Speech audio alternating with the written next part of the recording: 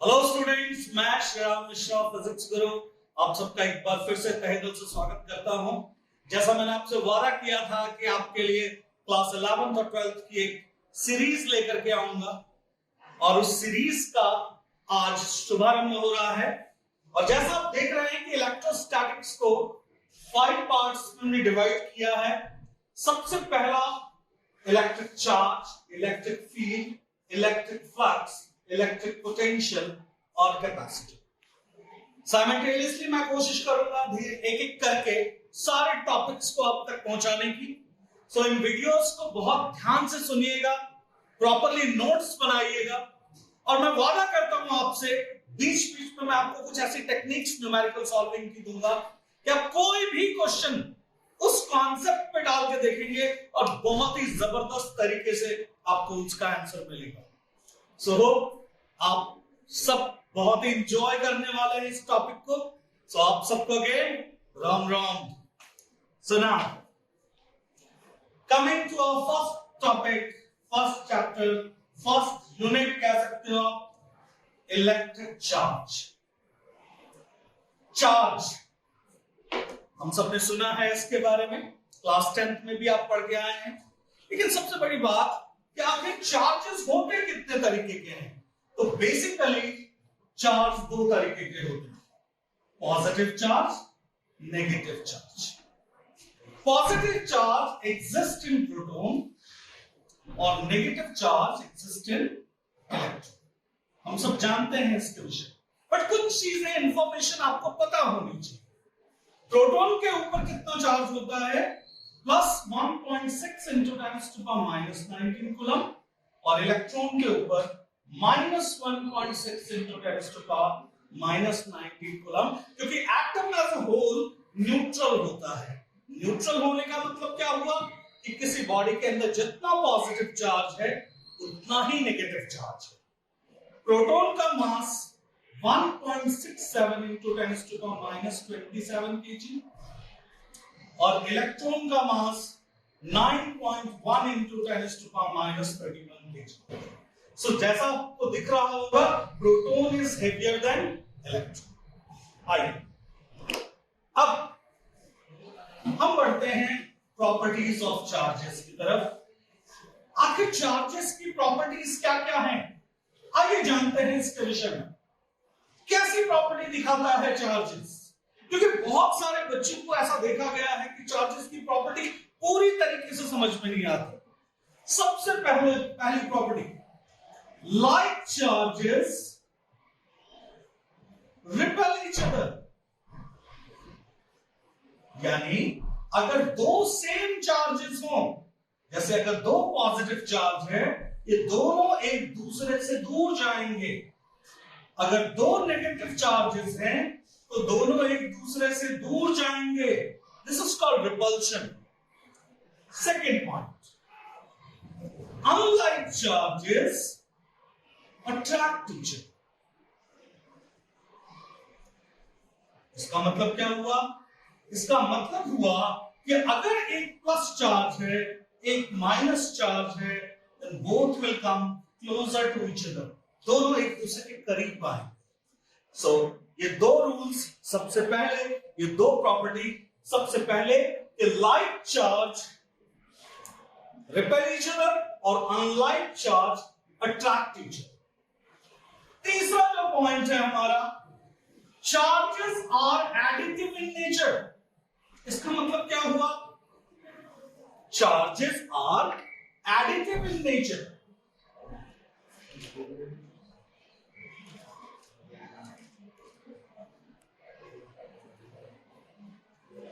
मतलब मैं सिंपल भाषा में आपसे बात करूंगा। बुक्स में जो बुक्स की लैंग्वेज है उसको आप पढ़िए, लेकिन सिंपल भाषा में समझिए। Charges are additive in nature मतलब चार्जेस को अलजेब्रा के रूल के हिसाब से ऐड सब्ट्रैक्ट किया जा सकता है। जैसे अगर मान लीजिए कि कोई बॉडी है और इस पर 3 कूलम -2 कूलम +5 कूलम का चार्ज है, तो इसके ऊपर जो नेट चार्ज हुआ वो हुआ +3 -2 +5 यानी +6 कूलम। क्या किया हमने? चार्जेस को अलजेब्रा के रूल के हिसाब से ऐड और सब्ट्रैक्ट किया। This property of charge is called additiveness. Charges are additive in nature. Now fourth property, चौथी प्रॉपर्टी है हमारा चार्जिंग बाय इंडक्शन। बहुत सारे बच्चों को इसमें प्रॉब्लम होती है, इंडक्शन का वो प्रॉपर मतलब ही नहीं समझ पाते। चार्जिंग बाय इंडक्शन, इंडक्शन का मतलब इंड्यूस्ड होना, खुद ब खुद पैदा हो जाना। तो जैसा मैंने आपको बताया कि कोई भी अनचार्ज्ड बॉडी जो होती है उसके अंदर इक्वल अमाउंट ऑफ पॉजिटिव और नेगेटिव चार्ज रहते हैं, बट सरफेस पर चार्ज 0 रहता है। अब क्या होगा, जैसे ही हम यहां पर कोई चार्ज रॉड लेकर के आते हैं, मान लीजिए +5 कूलम का हम एक रॉड लेकर के आए। अब रॉड लाने से क्या हुआ, इस अनचार्ज्ड बॉडी के नियरेस्ट फेस, ध्यान से देखिए, ये नियरेस्ट फेस है, ये फारदेस्ट फेस है। इस नियरेस्ट फेस पर इतना ही नेगेटिव चार्ज पैदा हो जाता है और इसके फारदेस्ट फेस पर इतना ही पॉजिटिव चार्ज पैदा हो जाता है। यानी क्या हुआ, ऐसा नहीं था कि इसमें चार्ज पहले नहीं था, बट चार्ज सरफेस पर नहीं था। अभी क्या हुआ, जैसे हम इस रॉड को लेकर आए, इसके नियरेस्ट फेस पर अपोजिट चार्ज और फारदेस्ट फेस पर सेम चार्ज पैदा हो गए, और इस तरीके की चार्जिंग को हम चार्जिंग बाय इंडक्शन कहते हैं। तो होप आपको समझ में आ गया होगा कि चार्जिंग ऑफ बाय इंडक्शन में जब हम किसी भी चार्ज बॉडी को किसी अनचार्ज बॉडी के करीब लेकर जाते हैं, ध्यान दीजिएगा मेरे वर्ड्स पर, करीब लेकर के जाते हैं, हम टच नहीं करा रहे, हम सिर्फ उसके करीब लेकर के गए हैं, और वहां पर इस अनचार्ज बॉडी के सरफेस पर अगर चार्ज डेवलप हो जाता है तो ये फिनोमेनन चार्जिंग बाय इंडक्शन कहलाता है। अगर आप यहां नेगेटिव चार्ज लेके आएंगे तो यहां पॉजिटिव चार्ज पैदा हो जाएगा, यहां नेगेटिव चार्ज पैदा हो जाएगा। This charging is called charging by induction. अगला जो हमारा टॉपिक है that is charging by friction. बहुत कम लोगों को इसके बारे में पता है। Charging by friction. अब देखिए होता क्या है, जब आप दो चीजों को रब करते हो आपस में, when two bodies are rubbed together, जब दो चीजों को रगड़ते हो आप, घिसते हो आप, तो क्या होता है, उस समय एक बॉडी से चार्ज निकलकर दूसरी बॉडी में चार्ज का ट्रांसफर होता है। अब समझिएगा इस बात को। मान लीजिए ये दो रॉड्स हैं, ए और बी। अब मुद्दा ये आता है कि किस रॉड से इलेक्ट्रॉन निकलेगा और कौन सा रॉड इलेक्ट्रॉन को एक्सेप्ट करेगा। तो ध्यान रखिएगा, जिस रॉड का वर्क फंक्शन लो होगा, लो वर्क फंक्शन, वो इलेक्ट्रॉन को रिलीज करेगा, और जिसका हाई वर्क फंक्शन होगा वो इस इलेक्ट्रॉन को एक्सेप्ट करेगा। अब आप कहेंगे वर्क फंक्शन क्या होता है, तो वर्क फंक्शन के बारे में आपने पढ़ा होगा फोटो इलेक्ट्रिक इफेक्ट में भी, कि वर्क फंक्शन जब कोई रेडिएशन ऑफ लाइट किसी मेटल के सरफेस पर पड़ती है तो मिनिमम एनर्जी जो उससे इलेक्ट्रॉन को निकालने में खर्च होती है, that is called work function. यानी मेटल ए से इलेक्ट्रॉन को निकालने में कम एनर्जी की जरूरत पड़ेगी, जबकि मेटल बी से इलेक्ट्रॉन निकालने में ज्यादा एनर्जी की जरूरत पड़ेगी। तो सबसे पहले एनर्जी कौन इलेक्ट्रॉन रिलीज करेगा, जिसका वर्क फंक्शन लो है। तो वर्क फंक्शन ए का लो है, ए से इलेक्ट्रॉन निकल करके दो में जाएंगे, और इस तरीके से ये रॉड्स आपस में फिर से चार्ज हो जाएंगे, क्योंकि इलेक्ट्रॉन इसमें गया तो ये नेगेटिवली चार्ज हो गया, यहां से गया ये पॉजिटिवली चार्ज हो गया। इस तरीके से चार्जिंग बाय फ्रिक्शन काम करता है। अगला जो हमारा टॉपिक है चार्जिंग ऑफ फ्रिक्शन के बाद, चार्जिंग बाय कंडक्शन। कंडक्शन और इंडक्शन, जैसा मैंने इंडक्शन में आपको बताया था कि कोई भी एक बॉडी के करीब, एक अनचार्ज बॉडी के हम करीब लेके जाते थे और उस बॉडी के अंदर चार्जेस पैदा हो जाता था। यहां पर हम उन दोनों बॉडीज को टच कराने वाले हैं। So charging by conduction. Charging by conduction में क्या होता है कि आप दो बॉडीज को आपस में टच कराते हैं। अब जरूरी नहीं है कि दोनों के दोनों चार्ज बॉडी हो। मान लीजिए मैंने एक चार्ज बॉडी लिया और एक अनचार्ज बॉडी लिया और क्या किया, इन दोनों को जब मैंने टच कराया तो now charges will be equally shared. अब क्या होगा, इस ए स्फीयर में अब Q/2 चार्ज आ जाएगा और इस बी स्फीयर में भी Q/2 चार्ज आएगा। लेकिन कंडीशन क्या है, साइज शुड बी सेम। ये जो स्फीयर्स हैं इनकी साइज सेम होनी चाहिए। अगर मान लीजिए यहीं पर मैंने एक पॉजिटिव चार्ज लिया और एक नेगेटिव चार्ज लिया तो क्या होगा, now again this will be equally divided, Q1 minus Q2/2 and Q1 minus Q2। तो इस तरीके से आपने देखा कि यहां पर हम क्या कर रहे हैं, बार बार दो चार्जेस को टच करा रहे हैं। अगर मान लीजिए दो पॉजिटिव चार्जेस को हमने टच कराया तो अब क्या बनेगा, Q1 plus Q2/2 and again Q1 plus Q2/2। कहने का मतलब है अगर साइज सेम है तो दोनों चार्जेस अपने चार्जेस को इक्वली डिस्ट्रीब्यूट। अगला जो हमारा प्रॉपर्टी आने वाला है that is conservation of charge. जैसा आप टॉपिक से ही समझते हो, charge can neither be created nor be destroyed, it can only be transferred from one body to another body। आप लिखना चाहें तो लिख सकते हैं, charges can neither be created nor be destroyed। न चार्ज को बनाया जा सकता है न चार्ज को डिस्ट्रॉय किया जा सकता है, चार्ज को एक बॉडी से दूसरी बॉडी में ट्रांसफर किया जा सकता है। आइए एग्जांपल के थ्रू देखते हैं कि अगर यूरेनियम 238 92 को न्यूट्रॉन से बम्बार्डमेंट कराया जाए तो क्या बनता है, थोरियम 234 90 प्लस हीलियम। तो आपने क्या देखा, इनिशियली कितने इलेक्ट्रॉन्स हैं यहां पर, 92 इलेक्ट्रॉन्स, और फाइनली भी कितने हैं, यानी क्या हुआ, ना तो इलेक्ट्रॉन्स डिस्ट्रॉय हुए ना इलेक्ट्रॉन्स ज्यादा हुए, जितने इलेक्ट्रॉन्स थे उतने ही इलेक्ट्रॉन्स उधर ट्रांसफर। तो इस तरीके से हम कंजर्वेशन ऑफ चार्ज को यहां से फुलफिल करते देखते हैं। अगला और सबसे इंपॉर्टेंट प्रॉपर्टी जो है हमारी that is quantization of charge. बहुत सारे बच्चों को मैंने देखा है कि क्वांटाइजेशन का शब्द, ये शब्द नहीं समझ में आता।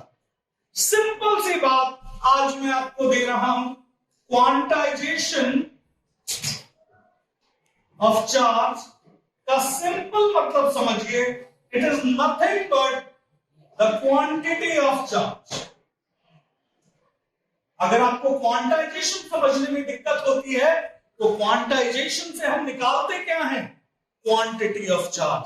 किसी भी बॉडी के अंदर अगर आपको क्वांटिटी ऑफ चार्ज पता करना हो तो आप इस कॉन्सेप्ट को यूज करेंगे।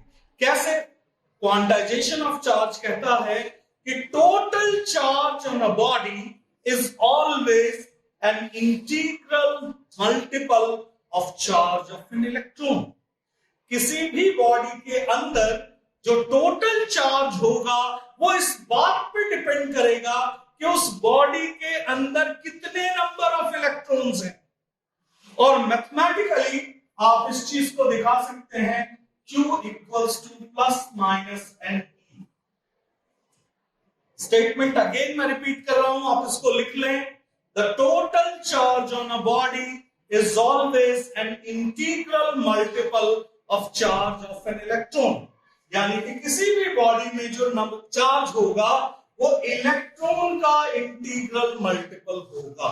कहने का मतलब क्या है, कहने का मतलब बड़ा ही सिंपल है कि आज कॉन्सेप्ट दिमाग में बिठा लीजिए, अगर आपको किसी बॉडी के अंदर चार्ज निकालना है तो सिंपली ये पता करिए उस बॉडी के अंदर नंबर ऑफ इलेक्ट्रॉन्स कितने। अगर आपने नंबर ऑफ इलेक्ट्रॉन्स निकाल लिए तो आप आराम से उसके अंदर चार्ज निकाल सकते हो, क्योंकि n यहां पर नंबर ऑफ इलेक्ट्रॉन्स बता रहा है 1 2 3 से लेके कितना भी, और E यहां चार्ज इलेक्ट्रॉन है 1.6 into 10 to the power minus 19 coulomb, may be positive may be negative. तो इस तरीके से आप क्वांटाइजेशन ऑफ चार्ज निकालते हो। लेकिन इसका कारण क्या है? What is the cause of this quantization? The cause of quantization is that only integral number of electron can be transferred from one body to another। इस बात को समझिए, ऐसा क्यों हुआ कि चार्ज इंटीग्रल नंबर में ही हुआ? क्योंकि जब भी चार्ज का ट्रांसफर होता है एक बॉडी से दूसरी बॉडी में तो वो हमेशा इंटीग्रल नंबर में ही होता है। तो इसीलिए किसी बॉडी के अंदर चार्ज हमेशा क्वांटाइज्ड होता है। So this is the reason behind that. अब मैं आपको एक फ्लो चार्ट बना के दे रहा हूं। कोई भी question regarding quantization of charge आप उस फ्लो चार्ट से बना सकते हैं। काफी हेल्पफुल होने वाला है और मेरा चैलेंज है कि एक कमजोर से कमजोर बच्चा भी इस फ्लो चार्ट के थ्रू किसी भी क्वेश्चन को बहुत ही आराम से बना देगा। आइए देखते हैं फ्लो चार्ट क्या है। सबसे पहली चीज, मान लीजिए मैंने आपसे क्वेश्चन पूछा कि find total charge in 36 gram of water. Water के 36 ग्राम में कितना चार्ज है? अगर मैं ये क्वेश्चन आपको देता हूं तो सबसे पहला काम आप क्या करेंगे? मैं फ्लो चार्ट बना रहा हूं, आप आंसर खुद बनाएंगे। सबसे पहले आप लेंगे यहां पर मास इन ग्राम। सबसे पहला क्या लेंगे आप? मास इन ग्राम। मास इन ग्राम के बाद आप लेंगे क्या? सबसे पहली चीज क्या निकालेंगे? Number of moles. Number of moles के बाद आप क्या निकालेंगे?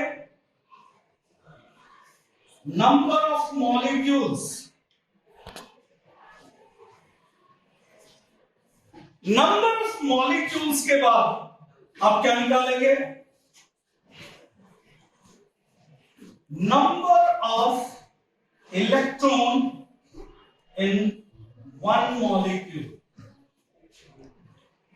और एटम। अभी मैं आपको पूरा एक्सप्लेन करूंगा, सिर्फ पहले आप इस फ्लो चार्ट को समझिए। सबसे पहले मास इन ग्राम, फिर नंबर ऑफ मोल्स, फिर नंबर ऑफ मॉलिक्यूल्स, फिर number of electron in one molecule और एटम, और उसके बाद total number of electron, and finally Q equals to plus minus n। अगर ये स्टेप्स आपने सीख लिए तो आप 2 मिनट में इस क्वेश्चन को बना दोगे। जैसा मैंने आपको एक क्वेश्चन दिया 36 ग्राम ऑफ वाटर, यानी मास इन ग्राम कितना है? 36। नंबर ऑफ मोल्स कितना होगा? तो जैसा आप जानते हो मास इन ग्राम अपॉन मॉलिक्यूलर मास, तो वाटर का मॉलिक्यूलर मास कितना होता है? H2O। कितना होगा? 1 into 2 plus 16, 18 ग्राम। तो कितना हो गया नंबर ऑफ मोल्स? 36 by 18, यानी कि number of moles is 2। Now number of molecules 2 into Avogadro number. Avogadro number आपको पता है 6.022 into 10 to the power 3। इसके बाद number of electron in one molecule. जब मैं आपको बोलता हूं H2O में कितने नंबर ऑफ इलेक्ट्रॉन्स है, तो सबसे पहले आपको पता करना है कि H2O में एटम्स कितने हैं। तो H2O बना है H plus O से। नंबर ऑफ इलेक्ट्रॉन्स का मतलब हुआ मैं आपसे एटॉमिक नंबर पूछ रहा हूं, यानी 1 plus 1 plus 8। So how many electrons? 10 electrons, यानी एक वाटर मॉलिक्यूल्स में 10 इलेक्ट्रॉन है तो आप यहां पर 10 लिखेंगे। तो टोटल नंबर ऑफ इलेक्ट्रॉन्स कितने हुए?